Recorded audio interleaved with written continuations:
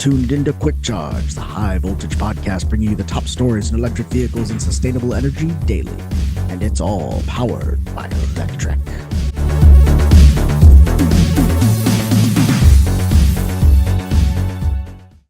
Welcome to another episode of Quick Charge. I'm your host, Joe Boris, and I am on vacation. That's right, kids. If you're watching this, it means I've probably been drunk for several hours already on the beautiful shores of Lake Michigan. So, yeah, if you came here today looking for today's hottest news, you are in the wrong place. But the good news is I will be back next week with all of the hottest daily stories and regular news. That said, I do have something a little bit special planned for you. We're going to be talking about this. Diesel demand hits a 26-year low as EVs and hydrogen sales boom. Now, I think this is an incredibly important story and worth a deep dive as we explore some of the reasons behind diesel taking the kind of dive that it has. After all, a 26-year low, now that's lower even than during the COVID shutdowns, is definitely something worth writing about and understanding. So to that end, we're going to hear some people talk about it. Quote, the deteriorating diesel market is a warning signal that broader oil demand growth could be at risk, according to a quote attributed to Dennis Kissler, Senior Vice President for Trading at BOK Financial Securities by Transport Topics. He goes on, consumption of the fuel tends to fall as the economy slows, and a slowing economy presages waning demand for other fuels. It's a function of the slowing of the economies in Asia and the U.S., and how inflation is tightening consumer spending habits. Kissler continues, continuing to spin a decline in oil consumption as a bad thing. They're not going out and spending money like they were a year ago. So the question needs to be asked, is it really inflation or is it EVs? That's a picture of the last diesel-powered Volvo rolling off the assembly line at Volvo Cars in Sweden. Now, this is critically important because Europe for decades has been a major market for diesel when it comes not only to heavy trucks and equipment, but also individual sales.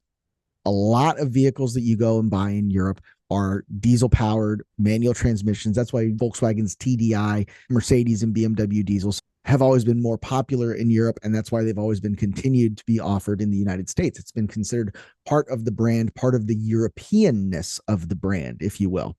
So there's something more to this, especially when you start to consider that there are several countries within Europe now that are exceeding 30% of their new vehicle market being fully electric.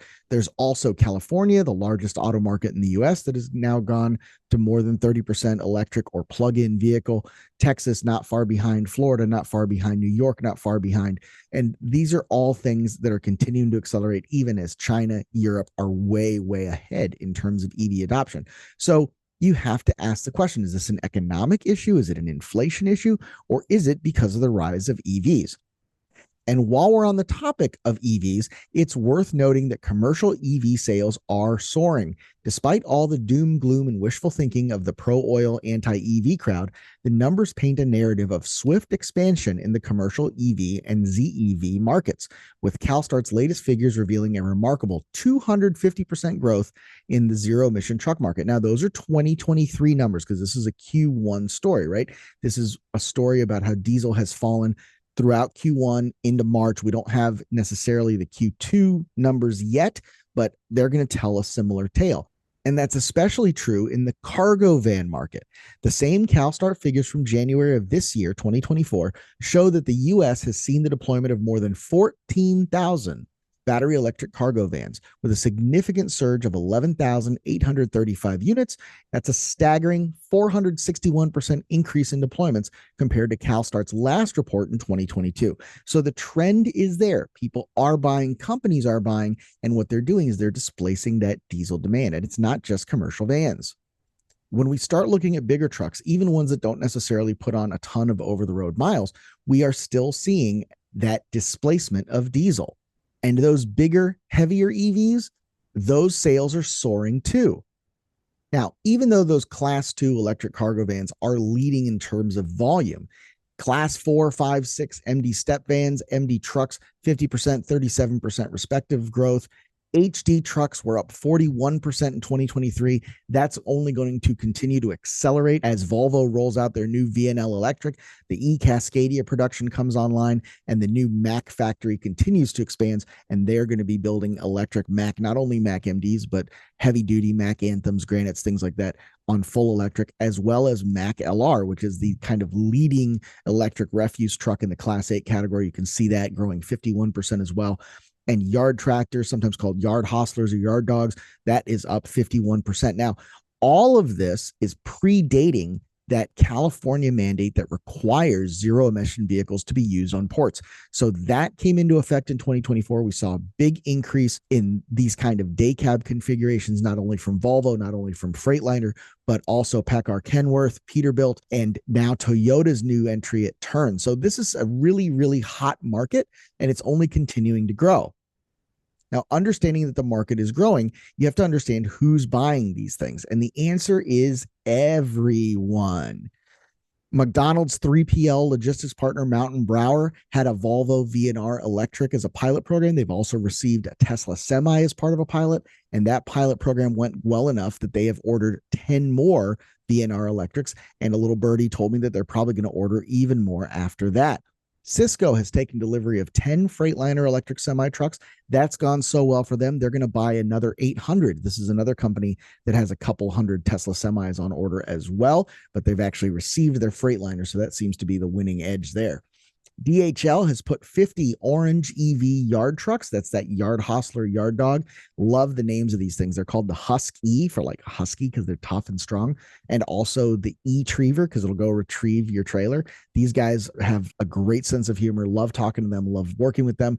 And apparently so does DHL, because if you go through this article, DHL is going to replace all of their terminal tractors, 100% of them throughout the country, with these orange EVs and other similar, I presume, electric yard tractors. Here's another one of these articles. Einride has 150 Peterbilt 579 EV electric semi trucks coming for its U.S. fleet. And even iconic rock band Metallica is powering their summer tour with an electric Iveco. This is a very similar truck to the American Nikola. They share a lot of components. There's a big partnership between Iveco and Nikola. So presumably these things will come to the US when the Metallica tour does, and you'll be seeing them with Nikola branding. That's a total conjecture and guess. Don't eat me alive in the comments if that doesn't happen. It's just something I think might happen. It would make a ton of sense for both Nikola and Iveco to, associate that Nikola brand with Metallica, but hey, we'll see what happens. Now, what's interesting about this is even as battery electric vehicles, battery electric trucks continue to increase their market share, not only in the US, but internationally as well, you're starting to see an incredible push for hydrogen. The same thing happened in the passenger vehicle space. As soon as Tesla started making real sales, as soon as GM started making real sales, frankly, and if you've ever seen Who Killed the Electric Car with Chelsea Sexton, you know exactly where I'm going with this. The ending of that heavily suggests that there is an entrenched fossil fuel interest in hydrogen and pushing that forward. And you're seeing that kind of play out again in the heavy equipment and commercial trucking space.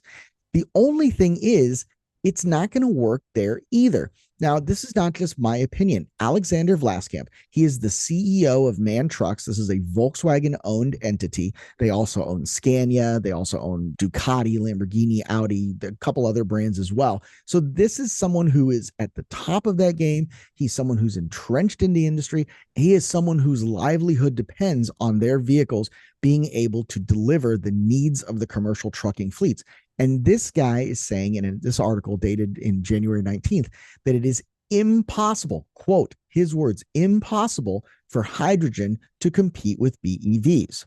Now, he says that a couple of times in a couple of different ways. He criticizes hydrogen for not being green. He criticizes hydrogen for being too expensive. He criticizes hydrogen for the technology not necessarily advancing quickly enough to keep pace with not only BEVs, but also internal combustion. There's a lot of push for internal combustion hydrogen out there that we're not going to even get into right now.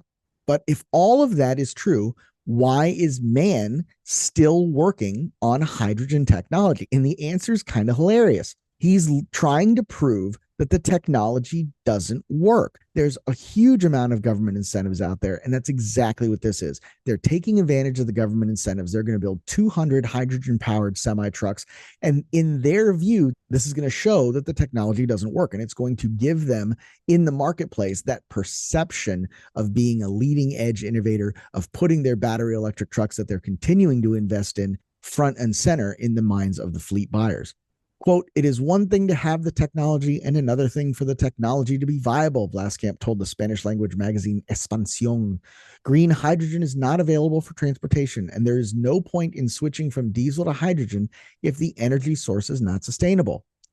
And I want to mention here that the word sustainable, when it comes to heavy equipment and trucking and business in general, has two meanings. The first is the sustainability of the business. Can we keep operating the way that we have been? Can the business sustain? Can the business do the work that it was created to do? And the second is that environmental sustainability that readers of Electrek probably understand first when they hear the word.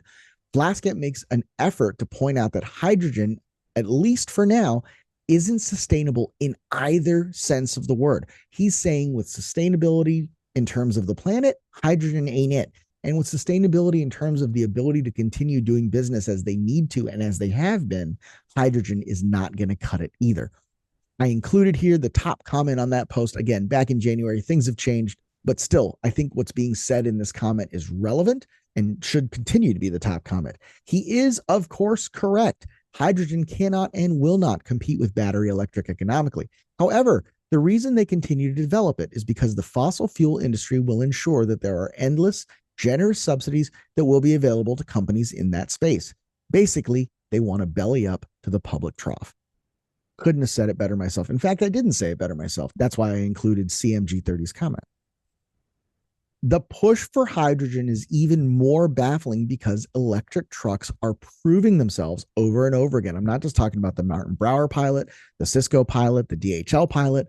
Volvo trucks, which are now about to release their third generation electric semi, having delivered their first commercial electric semis all the way back in 2019, they have logged 50 million battery electric miles. And again, this was back in June. They reported it in July. We're probably closer to 51, 52, probably 55 million by now because the number of these trucks on the road continues to grow.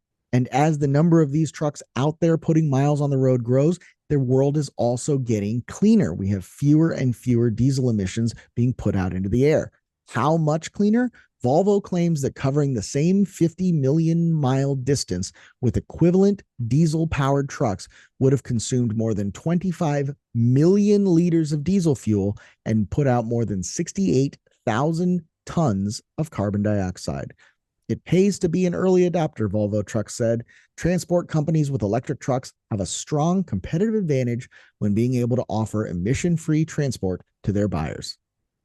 And as I said before, since 2019, Volvo Trucks global deliveries of electric trucks increased to 1,977 Class 8 trucks in 2023, up 256% from the year before and growing as the company sees continued interest from customers in 2024 and Volvo's Mack brand continues to roll out new trucks. And over in China, the Geely brand, which obviously one of the parent companies and heavy investors in Volvo Trucks, is coming out with their own electric semi as well. So the number of miles that are going to be put out by this company is just going to continue to grow. And I included this picture because it makes me laugh every time I see it. Tesla semi, obviously very famously associated and entrenched with Pepsi and Frito-Lay. So to see the Volvo electric semi rolling out with Coca-Cola livery just makes me chuckle. That's all I've got for my first vacation special episode talking about why diesel is going bye-bye. Come back tomorrow for round 2. Be sure to like and subscribe.